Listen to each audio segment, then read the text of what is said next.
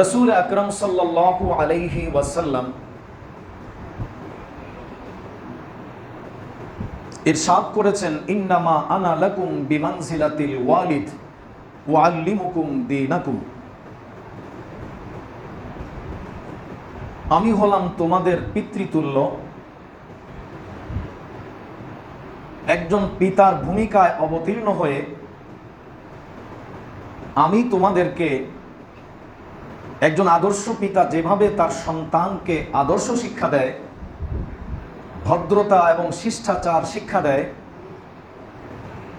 ভালো মন্দের জ্ঞান তাকে শিক্ষা দেয়, আমিও তোমাদেরকে সেভাবেই দ্বীন শিক্ষা দিয়ে থাকি। ইসলামী এমন এক দ্বীন বা জীবন ব্যবস্থা যেখানে মানুষের জীবনের সব শাখা প্রশাখার সমাধান সবিস্তারে রয়েছে, যেখানে মানুষের জীবনের একেবারে খুঁটিনাটি বিষয়গুলো পর্যন্ত বিস্তারিতভাবে আলোচনা করা হয়েছে। অন্যান্য ধর্ম বা ধর্মগ্রন্থে এত বিশদ আলোচনা নেই যা ইসলামে রয়েছে, কোরআন এবং সুন্নায় রয়েছে।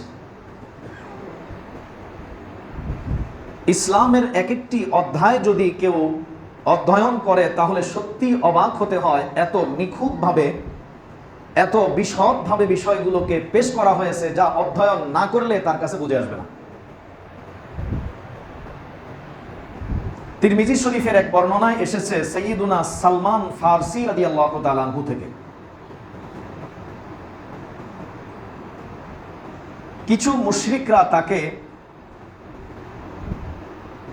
তিরস্কার করছিল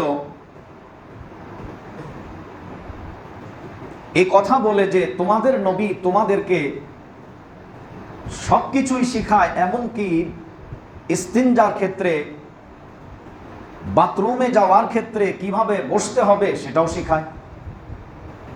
তার মানে সে বিষয়টাকে একটু তাচ্ছিল্যের সাথে ব্যঙ্গ করে বলতে চেয়েছিল যে এগুলো কি আবার শিখাতে হয় নাকি, এগুলো কোনো শিখানোর বিষয় নাকি, এত ক্ষুদ্র বিষয় কি আবার বলতে হয় নাকি।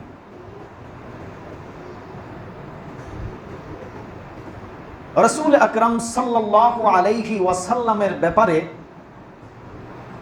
এমন ব্যঙ্গাত্মক কথার জবাবটা তিনি এভাবেই দিলেন, আরে তুমি মাত্র এতটুকু শুনেছো যে বসার পদ্ধতি শিখায়, শুধু তা না, বাথরুম শেষে কয়টি ঢেলা ব্যবহার করতে হবে, এমনকি কোন দিকে ফিরে বসতে হবে, কোন দিকে ফিরে বসা যাবে না, এবং ঢেলা হিসাবে কোন জিনিসকে ব্যবহার করা যাবে আর কোনটি ব্যবহার করা যাবে না, এমন শিক্ষাও তো আমাদের নবী দিয়েছেন। তুমি আর কয়টা বললে, তার চেয়ে অনেক ক্ষুদ্র বিষয়, আরো সূক্ষ্ম বিষয়গুলো পর্যন্ত আমাদের প্রিয় নবী সাল্লাল্লাহু আলাইহি ওয়াসাল্লাম আমাদেরকে শিক্ষা দেন।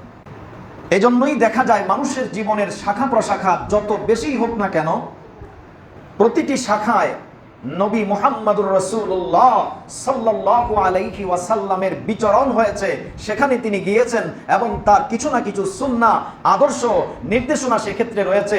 সত্যিকারে কোনো মুসলমান যদি যে কোনো কাজ করার আগে একটু ভাবে চিন্তা করে, এক্ষেত্রে আমার প্রিয় নবী মুহাম্মদুর রাসূলুল্লাহ সাল্লাল্লাহু আলাইহি ওয়াসাল্লামের কি আদর্শ রয়েছে, কি সুন্নাহ রয়েছে, সেটা আমি একটু জানার চেষ্টা করি আর আমার সামনের কাজটা ওইভাবে করার চেষ্টা করি। যদি প্রতিটি মুসলমান যে কোনো কাজের পূর্বে এমন চিন্তা করে, তো সত্যিকারেই সে ওই কাজের সুন্দর নিয়ম এবং সুন্নাত খুঁজে পাবে।